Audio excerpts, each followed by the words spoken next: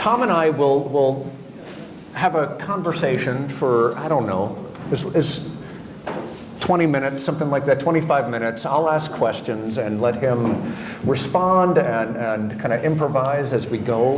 And then after that, I think we should have an open conversation. And I'd love to hear from, we would love to hear from all of you.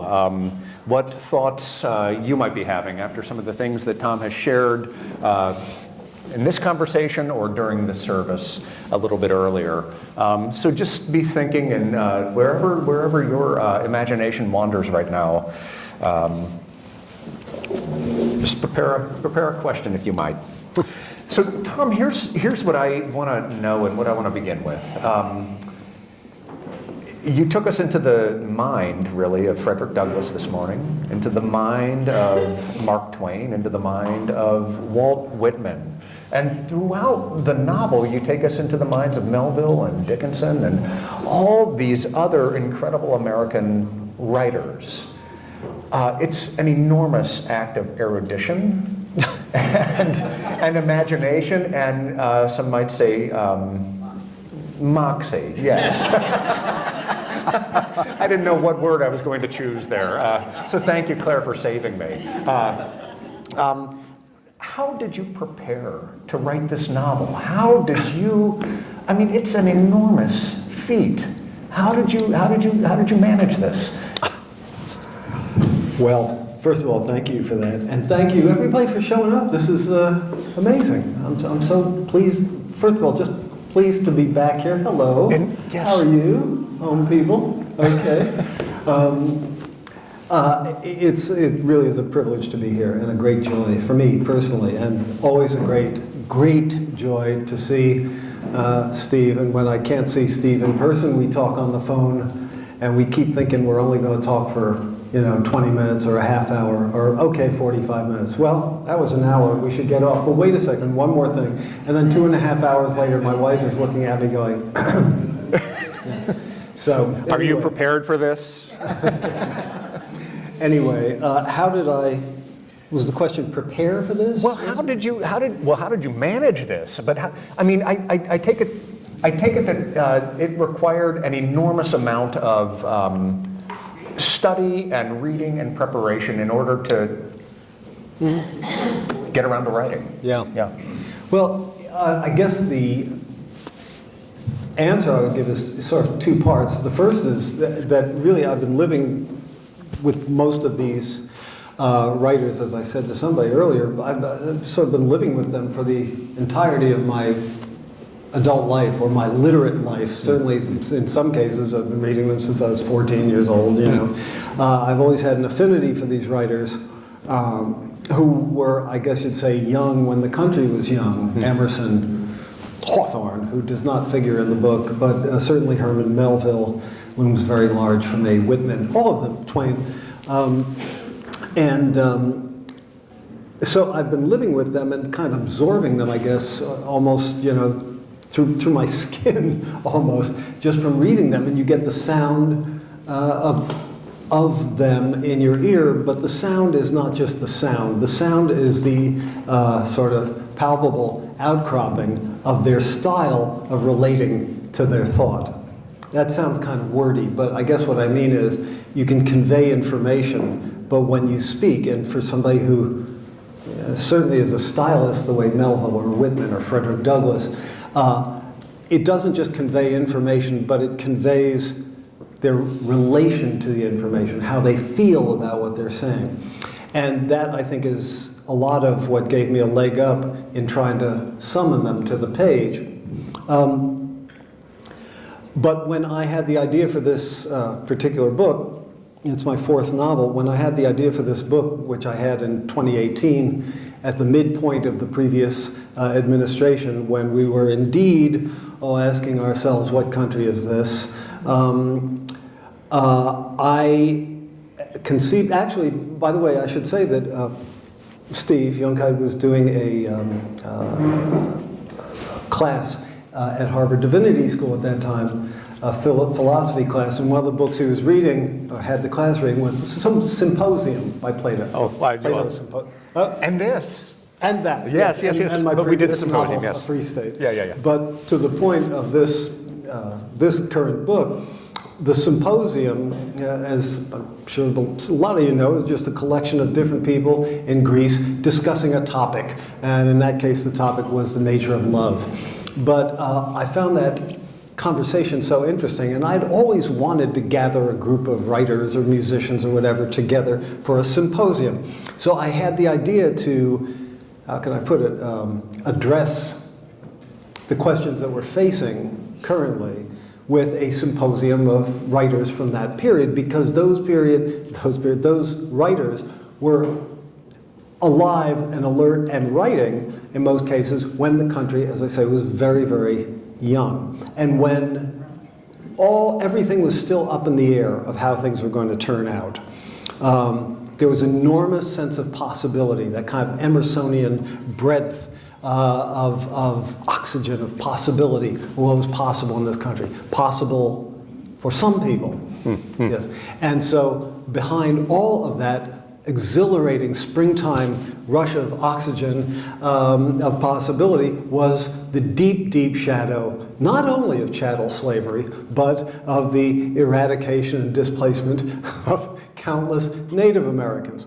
So whatever one's relationship was to all that material, one was aware of it, and it formed a shadow. So there was an enormous dynamism and sense of potential tragedy, I think, in the culture from the very beginning, whether it was articulated or not. So I began reading all of those writers in earnest when I started writing this book. But not just the canonical works that we're familiar with, not just Moby Dick, not just, you know, all of Mark Twain's stuff well, Huckleberry Finn had not been written yet at the time of this conference. He had started it. He had started it and kind of abandoned it. And if you read the book, if you get around to reading the book, you'll see that at a certain point in the conference, he had the idea for how to finish Huckleberry Finn. Talk about moxie right here. I mean, my goodness. I didn't say I had the idea, I said Twain had the idea. But Tom gave Twain his ending. It's so amazing. Forgive me for our sins, but anyway, well, listen, I gave Melville Billy Budd, if you want to You gave look Melville at that. Billy Budd, too. Anyway, Yes. But I hope in a respectful way and edifying way. But so anyway, and so it wasn't just reading the canonical works that had been published, but also I read letters, because almost all of these writers had voluminous correspondence, biographical material in some cases. I would recommend to any of you who might be especially interested in Frederick Douglass. We should all be interested in Frederick Douglass. There's a biography by the Yale historian David Blight entitled Frederick Douglass, Prophet of Freedom. And it was extraordinarily important information in there for me because it gave dimension to somebody who, you know, one regards Frederick Douglass as almost as somebody who might be on Mount Rushmore. The gravity of what he did and the breadth of what he did. So all of that kind of stuff was important. Journals that different writers kept. So I just read all of the stuff. I marinated in it. And I guess the final thing to say about it is to the degree that I was able to summon their voices adequately to the page. I'm a musician as well as a writer, and so I probably, if I have a strength in writing, if I have one, it's voice and dialogue. And I guess people have sometimes asked me this, that you know, how did I get that sound? But you listen, I think, in a certain way. If you're fortunate enough to have an ear for it, you listen from the inside out. Sentences have a shape. Sentences have a flow. They have a gesture. They can punch, period. They can proceed, comma, with subordinate clauses, comma, and perhaps even other subordinate clauses, floating above whatever the ultimate point might be before landing, comma, as they must, comma, on, comma, say, comma, an apple. So any of that kind of gestural, even choreographic dimension of prose, and it is there, is a clue to how the utterer, how the speaker, how the writer relates to reality, I guess. So, in any case, I think all of that sensitivity to that stuff, for me, to whatever degree I possess it, aided me in being able to bring the writers to the page. Yeah.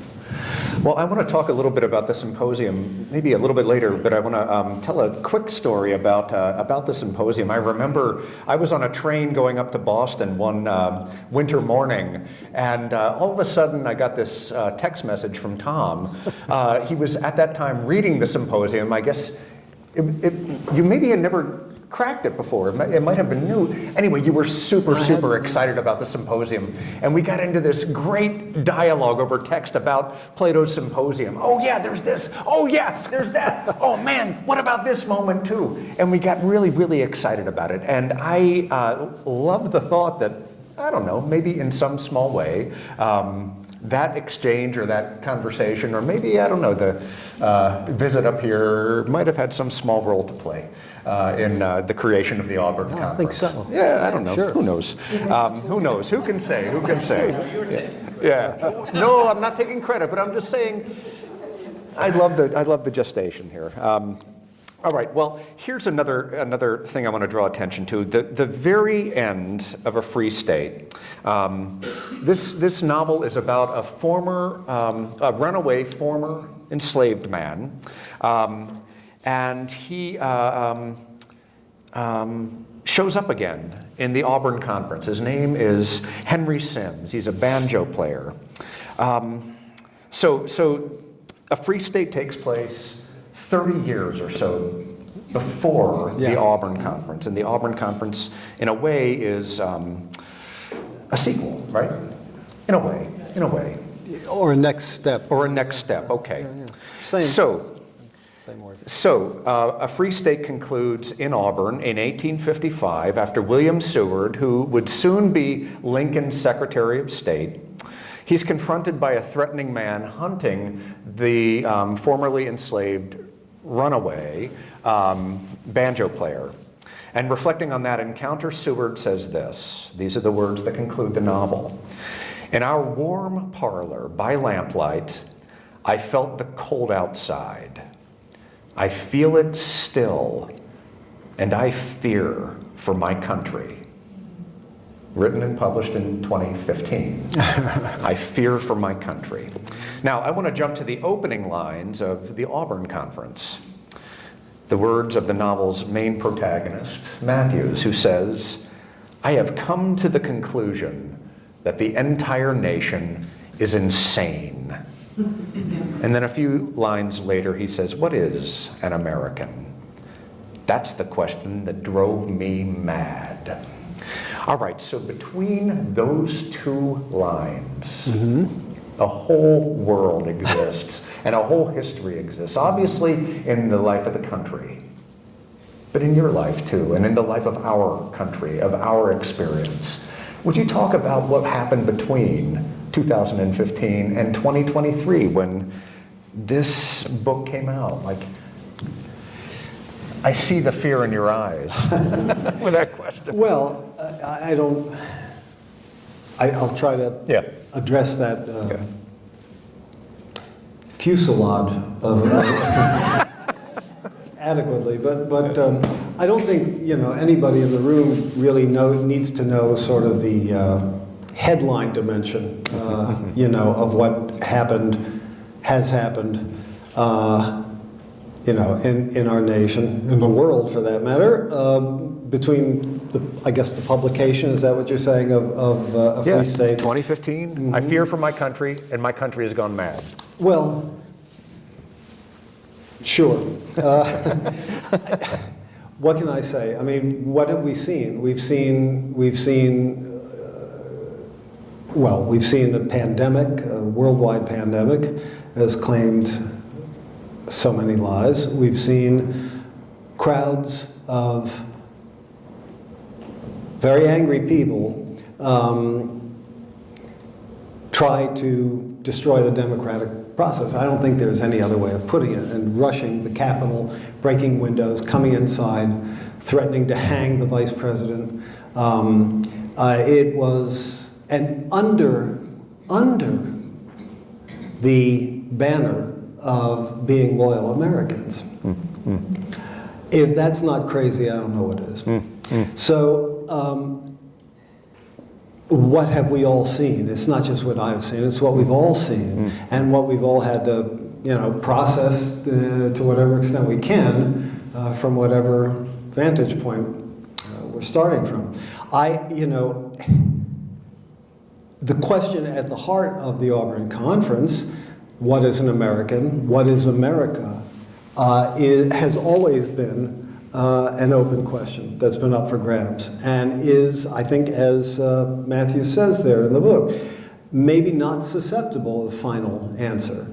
I would say there is no guarantee, well, certainly nothing ever stays the same ever, period, but there is no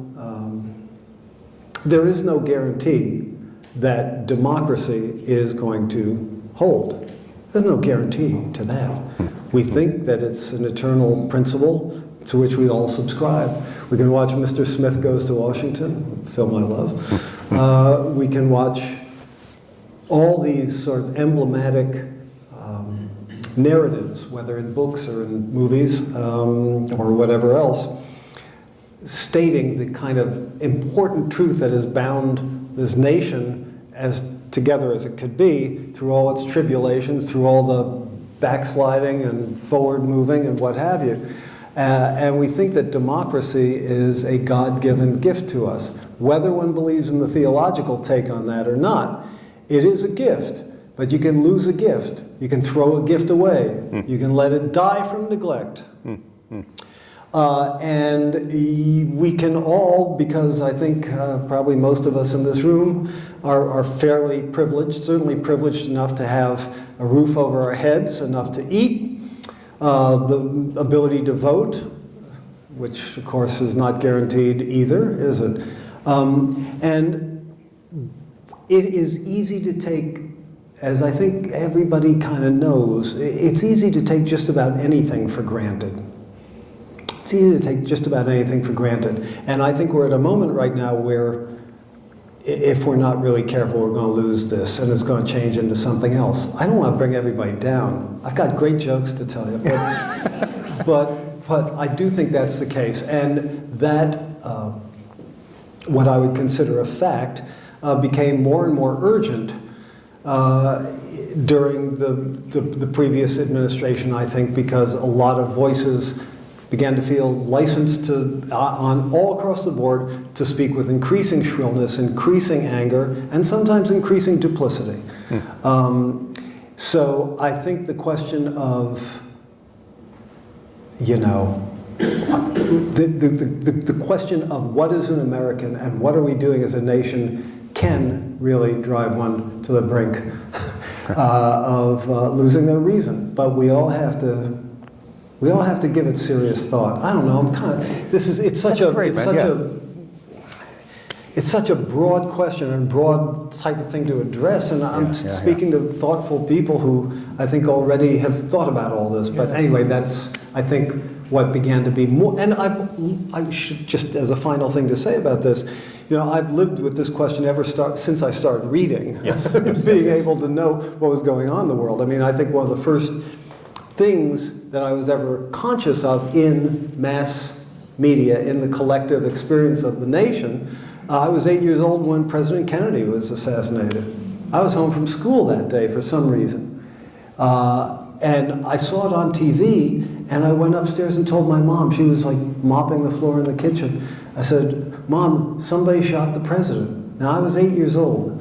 And after I said it, I laughed, because I didn't know what to do with this information. It sounded, and she gasped, ran past me out of the kitchen and downstairs, as if I were the stars vanishing in the morning sky in the light of some huge explosion or something. And so that was kind of what the first time I sort of thought about America as a dynamic that was not just a patriotic song that we sang in kindergarten or first grade, but something that could change radically on a morning when everything seemed normal. Yeah. I don't think I need to bring up 9/11. Yeah. So, anyway. Yeah. Well, and so one of the ways that you have... I don't mean to be a downer, by the way. No, we're not going to stay... It's the best way I can answer that question. We're not going to stay there. We're not Yeah. going to stay there. But one of the ways that you have thought to address this is by gathering these 19th Yes. century writers in this conference, in this symposium. And one of the scenes that I love the most in the novel, for me, it's the... I don't know, I love this scene, maybe because of what I know about the symposium. In the symposium, you may remember there's this moment where at the very end of this conversation in Plato's dialogue, a flute player bursts into the room, interrupts the conversation, and mayhem sets in. Music interrupts the kind of solemn proceedings, right? Well, in the Auburn Conference, a very similar moment happens. And I wonder if you'd talk about the importance of Henry Sims coming into this kind of August assembly and interrupting the words with music. What was that doing in the novel? Why is that there? Why is that important? That's a good question. So Henry Sims, who comes to the Auburn Conference at Mark Twain's invitation, is the central figure in a free state, an immensely talented musician whom everyone is telling to go to Canada. He has escaped from bondage in Virginia, and they're saying, get out of here, because you're going to be, prone to being, arrested by any freelance, slave hunter, or, at that time, it was just the beginning of the Fugitive Slave Act. So in fact, if you didn't help capture a quote-unquote runaway, you were subject to being thrown in prison too. It's not just the official slave. You were supposed to help. Okay, so that was 1855. He doesn't go to Canada, but he is on the run constantly. Well, so this is 1883, and apparently he's performing in traveling carnivals, the way so many musicians used to do, medicine shows, what have you. And he comes to this carnival that's on the outskirts of Auburn on the same weekend that this Auburn Conference is happening. And there's a kind of little idyll in the middle of the book in which all the different participants, Douglas, Twain, Walt Whitman, go out to this carnival on the edge of town and sort of return to the land of youth in a way. And earlier in the day, Twain goes out to the carnival where it's setting up, and he finds his old buddy, Henry, and says, listen, we'll pass the hat, why don't you come by and shake things up a little bit? Because this conversation is getting pretty austere and pretty grim.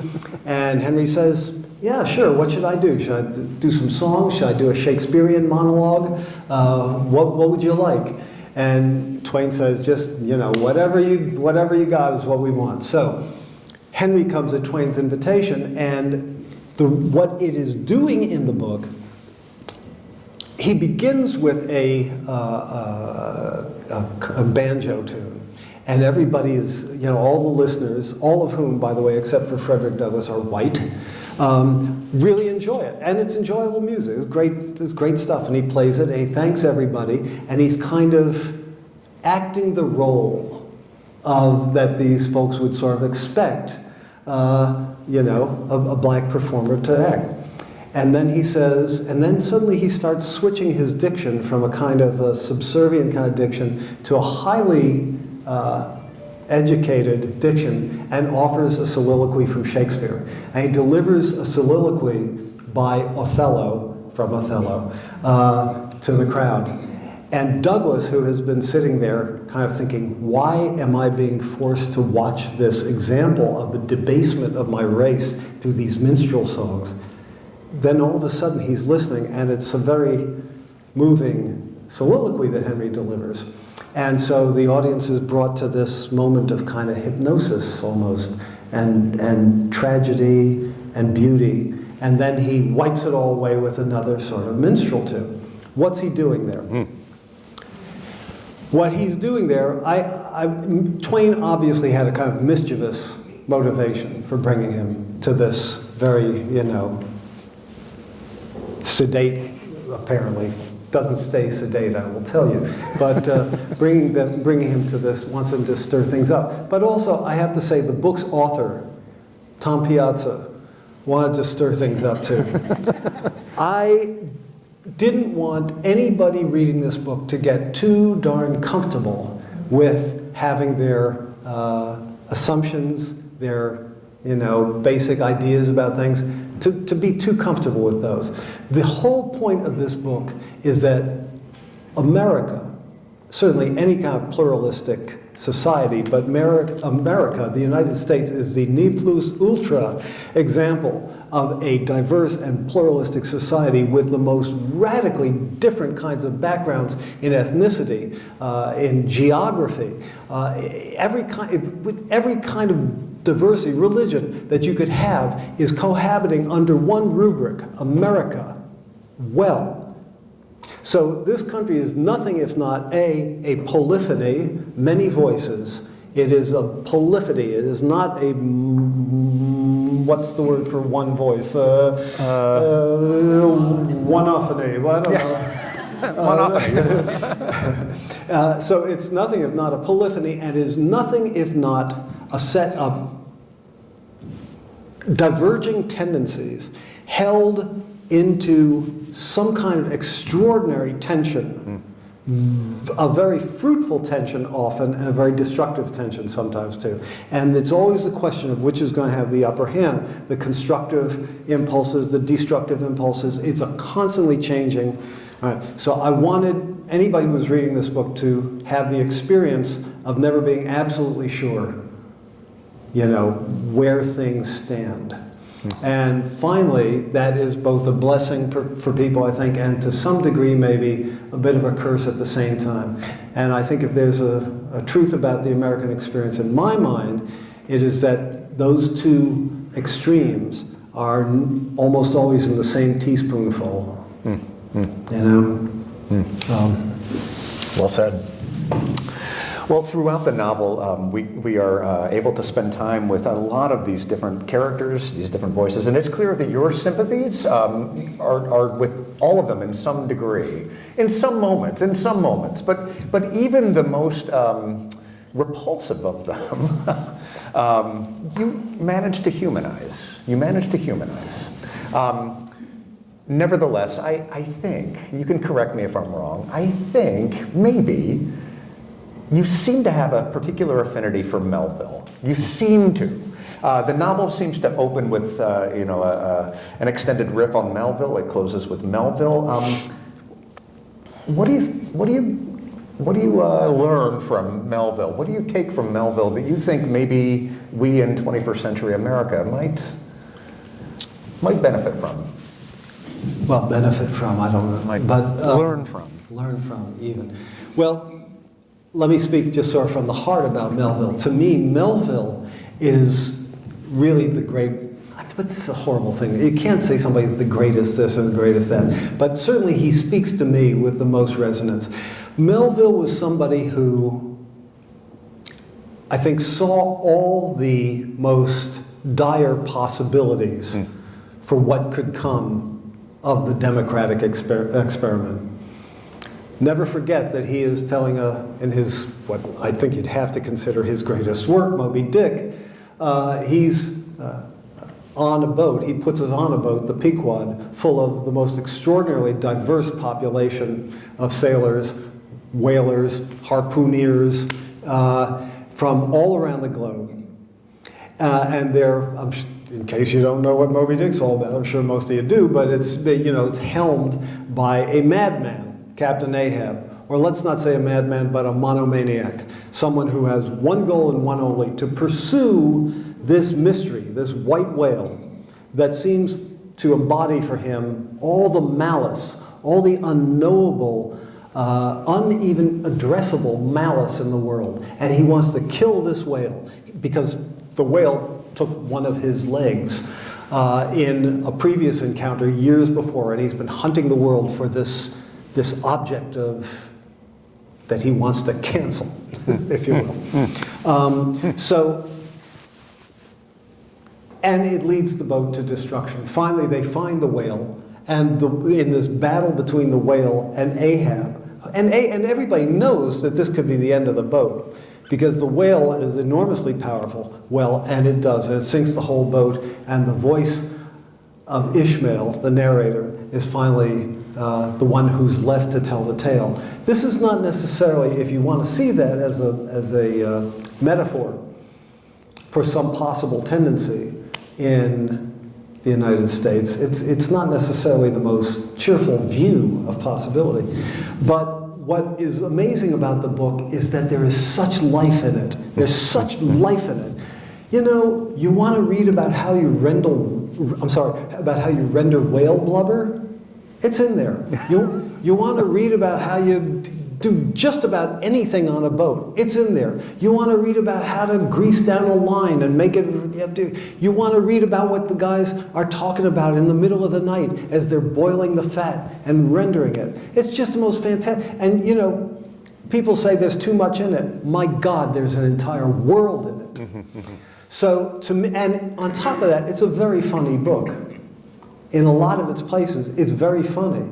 And it's very mysterious. It's got everything in it. And, you know, Melville once said I think maybe in a letter possibly to Hawthorne, I'm not sure, to somebody who's writing about Emerson, Ralph Waldo Emerson. And Melville wrote, I love all men, everybody always said men, but I love all men, as he said, who dive, who try to get down and get to the root of things.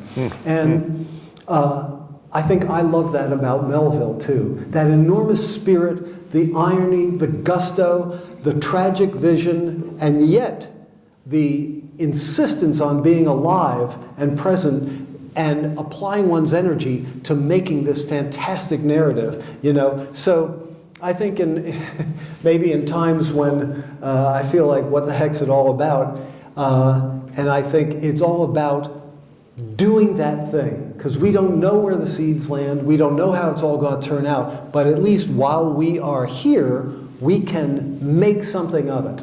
You know, you can make something of it. And the fact that Melville was able to make Moby Dick, to say nothing of Benito Cereno and Billy Budd and all the other marvelous work he did, even while he was carrying that sort of tragic presentiment about the way things might play out, to me this is a profound thing, and I love him for it. Yeah. You know? As should we all. We should form a reading group for Moby Dick. Yeah. That's not We bad should idea. form a reading group for Moby Dick, yeah. Well, listen, I want to start to bring this in for a landing and then open it up for everybody else to begin asking their questions. But one of the things that's interesting about the novel to me, and I don't want to give anything away for those who are about to read it, but I don't think it's giving too much away to say that chaos ensues, things go badly, and there's no single resolution. No. Right? Right. There's no single resolution. No. There are several smaller resolutions. Right. But they are resolutions, and they don't fix things, but they're meaningful. Yeah. Would you talk a little bit about a few of those resolutions? The moment that, say, Melville and Whitman share, for example, or I don't know, just Would it be helpful if I read a page? That would be beautiful. Would yeah, that be yeah. okay? Yeah. I mean, am I copping out by reading a little page? Here, read. I love this. Okay, so I'll just set Well, it you for know you. where I'll it read is. it for you because maybe you'll enjoy it. And frankly, I'm not one of those who thinks that reading an ending spoils the book. You know, if you haven't read the book, I think you should be able to enjoy the book even if you know the ending. But this isn't really the ending, actually, but it's very close to the ending. After the conference is finished and things have kind of gone off the rails, the next day everybody's going home. Mark Twain and Harriet Beecher Stowe are sitting at the bar at the depot. Twain has emptied his water glass and poured himself a couple fingers of scotch out of a pocket flask. Harriet Beecher Stowe is complaining about the food the way she always does. It's a funny book, I have to say. If nothing else, the Auburn. I know I'm talking like a heavy beard here, but this is a funny book, but it ain't no joke. Yeah. but it is a funny book, I think. But in any case, so Twain and Harriet Beecher Stowe are there, this person's up here, and Herman Melville is in his seat on the train, and who comes down the aisle but Walt Whitman, with whom he almost came to blows 2 days earlier. And so if that's okay, I'll read this. It's actually one of my favorite places in the book. I don't have it marked, but you find it. Okay, yeah. Do do do do do do do do do do do do. Okay. Okay. Go for it. What page? What page? Okay. It's going to start on page 180 if you want to read along. Can you take that card out? Yeah, Is that okay? yeah. Yeah, open your Bibles and follow along. There'll be a hymn afterwards. Yeah, there's. Okay, so this is on the train, the day after the final curtain. Herman Melville had taken a seat by the window in the train's third coach and reflected back over the weekend with pleasure and satisfaction. In his valise were the first pages of the story of the handsome sailor. That's what would become Billy Budd. He had begun with an introduction, a poem he had written as a kind of overture, but which he was already thinking might be the coda to a story of inexplicable goodness, encountering inexplicable malice, with the needs of the law and social continuity caught in the middle. The weekend had inspired him with its confrontations and juxtapositions. Down the aisle, he saw an old man carrying a bag, aided by a younger man, and as the pair drew closer, he recognized Walt Whitman. At the same moment, Whitman recognized him and asked if he might occupy the seat next to him. "Of course," Melville said. To the young man who was accompanying him, Whitman said, "Thank you, Lemuel. Here, this is for you." And he handed something to him which Melville assumed was money. Whitman cupped his two hands around Lemuel's hand and closed it around the gift, saying, "Thank you." The young man seemed to be struggling to say something, caught between gratitude, grief, and uncertainty. "Go now," Whitman said. "God bless you." Lemuel hesitated, then turned and walked toward the exit. He did not turn around. Melville watched Whitman organize his belongings and settle himself, finally pulling a rumpled paper bag out of a satchel. "I hurt my hip last night. Here," he said, rummaging in the bag and pulling out a mandarin orange, which he handed to Melville. "These are delicious. I got them at the market yesterday." He pulled one out for himself as well. And there it was again, Melville thought. The undeniable charm, the youthful disregard of formalities, the direct engagement. What a unique man. "Thank you, Walter," he said. "Did you enjoy the weekend?" "Oh, yes," Whitman replied. A couple of drops of juice from the orange skidded down his beard and landed on his lapel. "Didn't you?" "I did," Melville said. "Yesterday's program was quite revealing." Down the aisle, "Oh no, I suppose," Whitman said, "people like to argue." "Oh, look!" Down the aisle, passing their seat from behind, Forrest Taylor, that's the Confederate general, strode, carrying only a compact leather valise. "I feel rather sorry for him," Whitman said. "His wife is ill."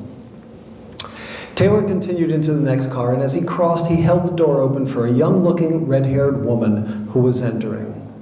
She noticed the two writers and immediately blushed, dropped her gaze to the floor, and sat in a seat near the door. "Beautiful girl," Whitman said, reaching into his bag for another orange. "Would you like another?" "No, thank you," Melville said. "It was delicious. I met her earlier, by the way." "Whom did you meet?" Whitman said, peeling the rind. "The young woman we just noticed." "She's lovely." "She's an aspiring poet," Melville said. "She approached me at the depot and gave me this." He held out a small folded piece of paper, which Whitman took after wiping his hands on his trousers. Unfolding it, he read it silently for a moment and then read it out loud. "Each that we lose takes part of us. A crescent still abides, which, like the moon, some turbid night, is summoned by the tides." "It's beautiful," Whitman said. "May I copy it out?" "Of course," Melville said. "I thought it was remarkable." Whitman extracted a notebook and pencil. May I read to the end? It's just another half a page. Just go, Is that okay? I yeah. should go? All right. Whitman was extracting a notebook and pencil from inside his jacket. She asked if she might send me more of her work, Melville went on. I felt badly to decline, but I am too old to be a mentor, I'm afraid. Whitman did not respond. He copied out the words carefully into his notebook, making occasional low grunting sounds. Melville watched him with a mixture of affection and mild envy at a self-possession that he would never be able to claim. Thank you, Herman, Whitman said, replacing the notebook and pencil in his pocket and handing the paper back to Melville. Certainly, Melville said, replacing the folded leaf in his jacket pocket.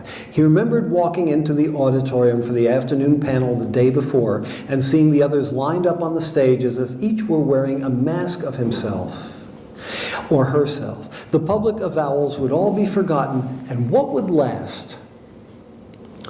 What would last? What they had made. Not what they argued for, but what they had proved. For all anyone knew, those 4 lines by that young woman and any others she had in a notebook somewhere might outlast all the debates, the angry broadsides, and earnest proclamations made on behalf of this or that side of an issue. Not the description, the advocacy, the case made, but the pure thing brought into being, or so he hoped for himself at any rate.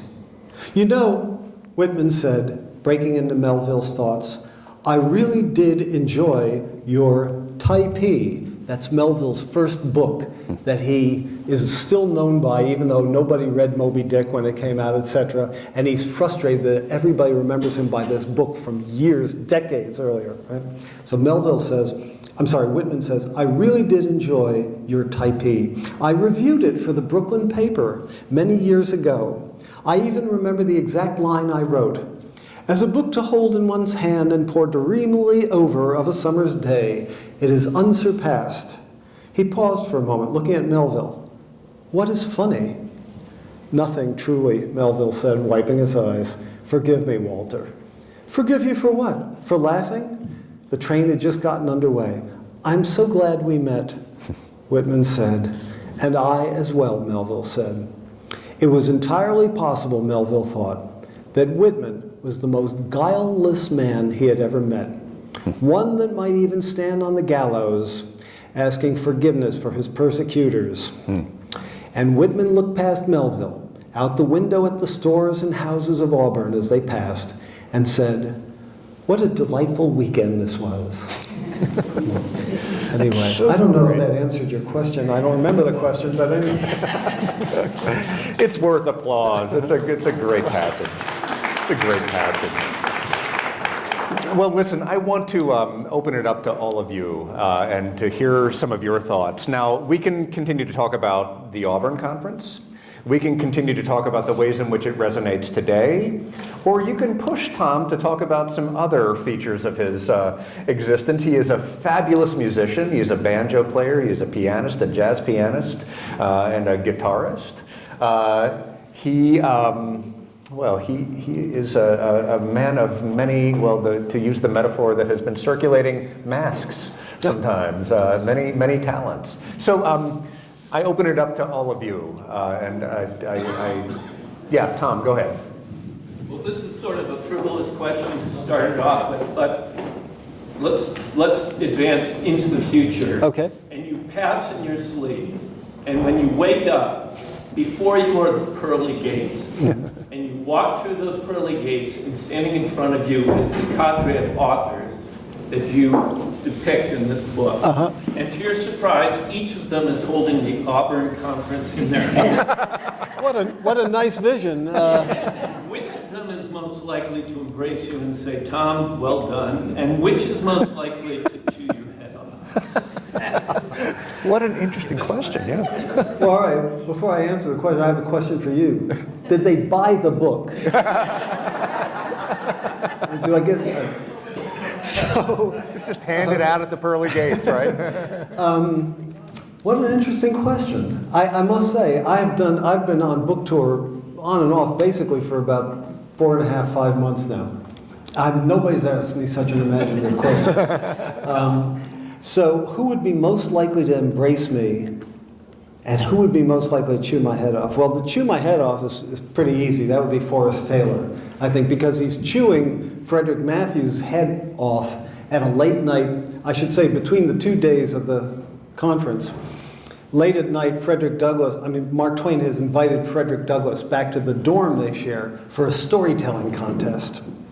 So they both tell stories, but at a certain point, Forrest Taylor walks in from outside. He's been out for the evening, he comes in, and Douglass goes, and he and his companion, Harriet Tubman, take their leave. And Forrest Taylor proceeds to essentially rake the young organizer over the coals for scheduling him to be on the dais the next day with Frederick Douglass. Like, how am I supposed to go up about this? What are you trying to do? You know, he's a pretty vicious guy, really, at heart.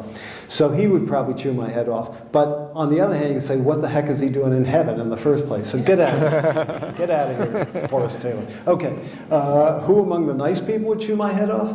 Well, they're in heaven. Why would they chew my head off? Now, who would be first on line to embrace me? Oh, man. God, it would be nice if Emily Dickinson. But let's see, next to Emily Dickinson? Oh, I don't know, man. I must say, I ended up loving all the characters, you know. Probably I will always have the, biggest spot in my heart for Melville. I love Melville. I love the distance of that fence that he was swinging for and that he hit it over.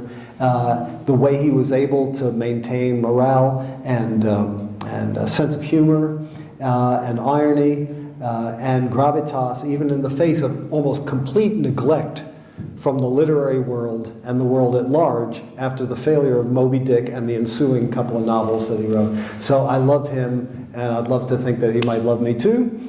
Whitman too, who was very hard.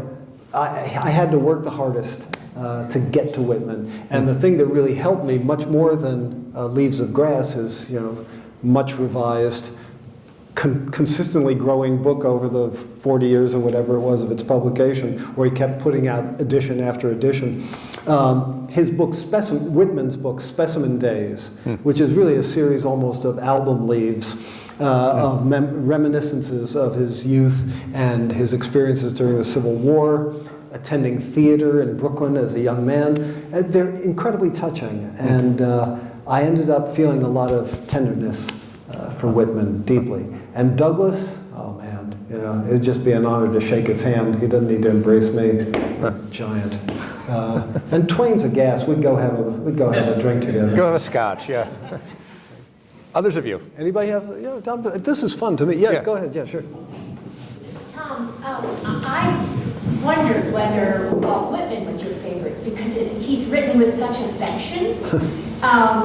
Melville makes sense, but in the book at one point, Whitman is talking and says, America still has a chance. Yeah.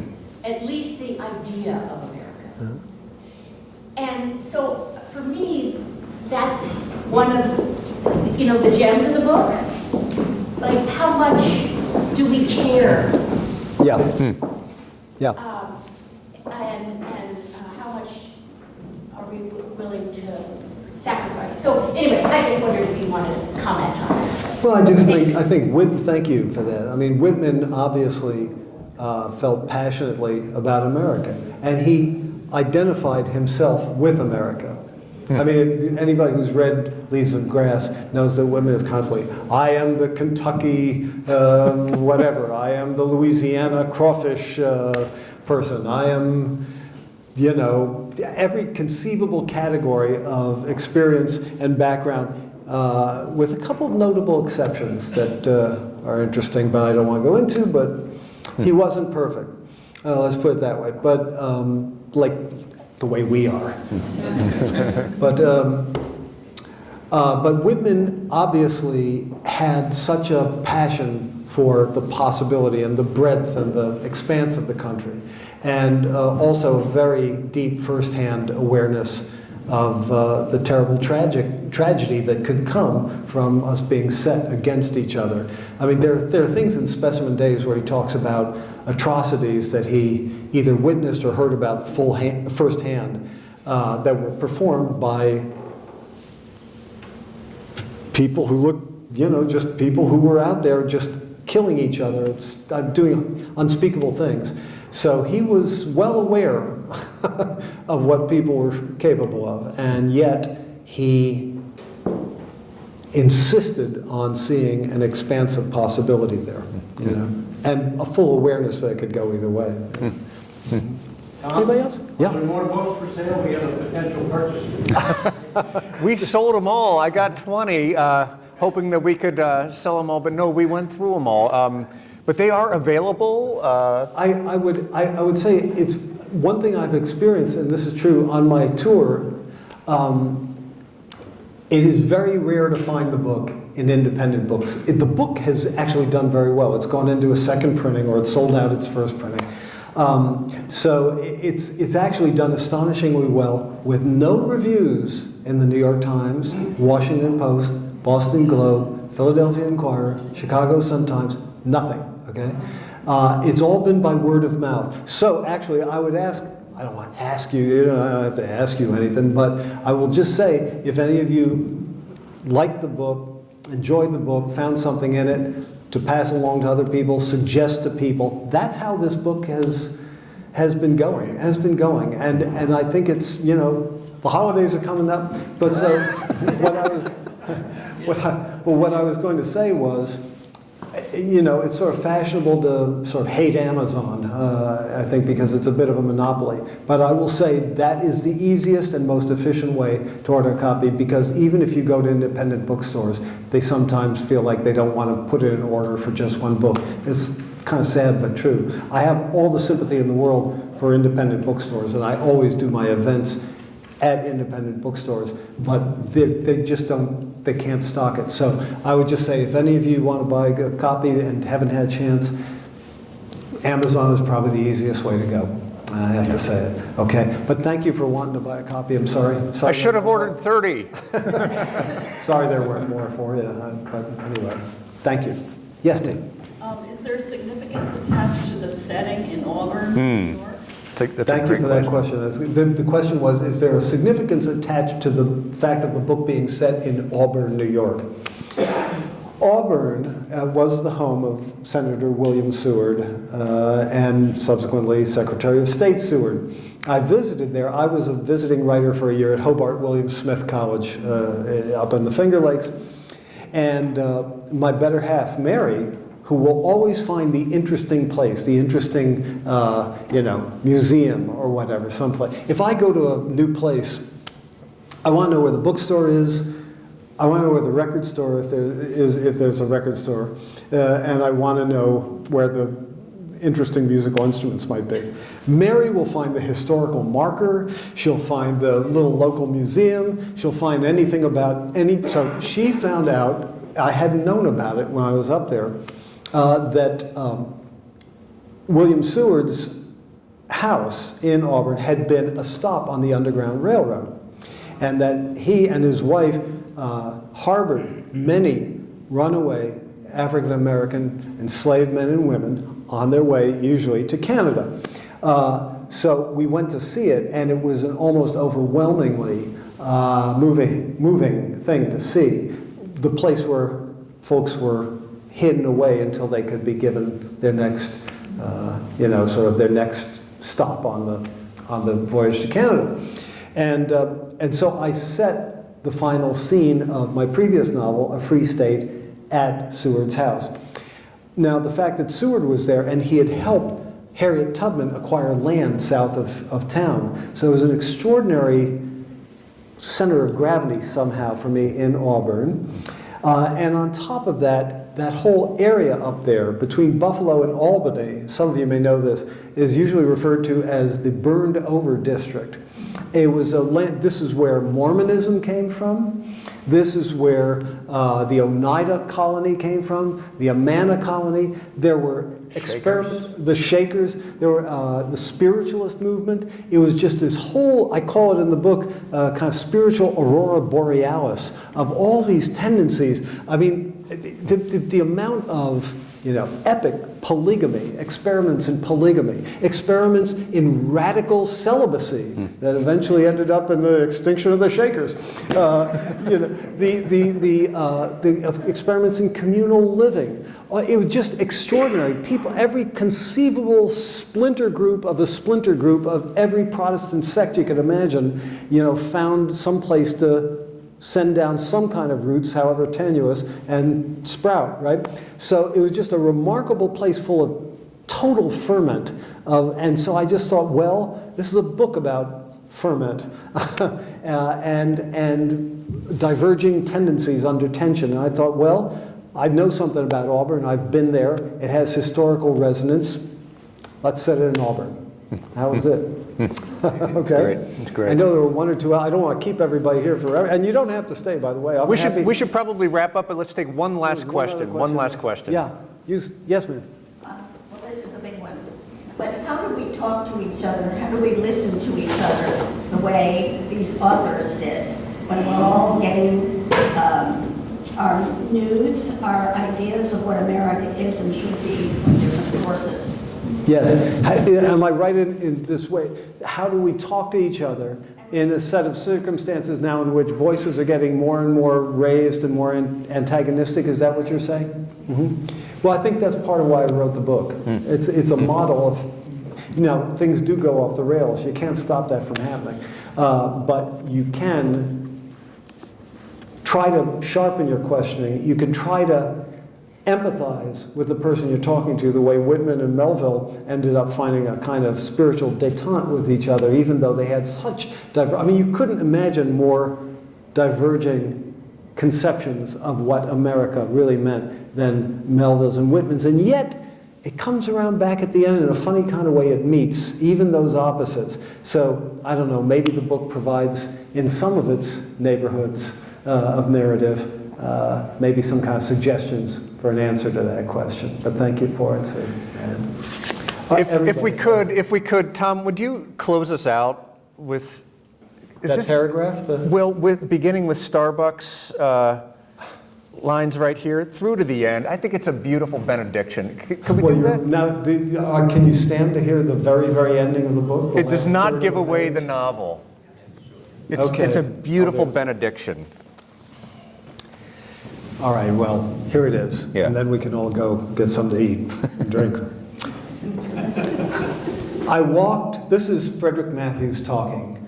By the way, he's been fired from the Auburn Collegiate Institute, and he's working at the Boys Reformatory, still lecturing to them about Melville, and they're drawing on the desks, and they're beating each other up, and finally he has to, so he's just kind of thinking back over what happened and what didn't happen at the conference. And he said, at the end of the day, tired, I would return to my rooms, and by lamplight I would read Melville or Twain or Whitman.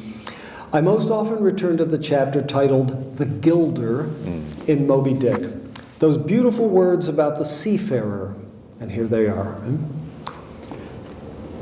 Afloat all day, upon smooth, slow-heaving swells, seated in his boat, light as a birch canoe, and so sociably mixing with the soft waves themselves that, like hearthstone cats, they purr against the gunwale.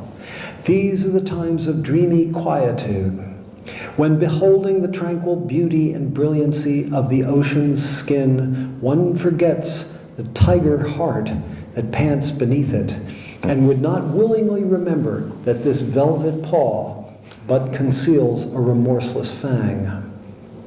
And that same day, too, gazing far down from his boat's side into that same golden sea, Starbuck lowly murmured, loveliness unfathomable, as ever lover saw in his young bride's eye, tell me not of thy teeth-tiered sharks and thy kidnapping cannibal ways. Let faith oust fact.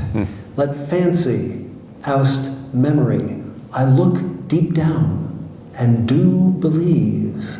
The belief, despite, this is Matthews now talking, despite evidence, despite the certainty of disaster, the belief in possibility, even if one knew it to be impossibility. But there had to be possibility. Wasn't the brilliant, beautiful surface just as real as the remorseless fang beneath? Surely there was a way forward. Whitman, Twain, Melville, Douglas, Stowe, I have their voices in my ear, and I cannot get rid of them. I still believe in America. God help me. I still believe in America.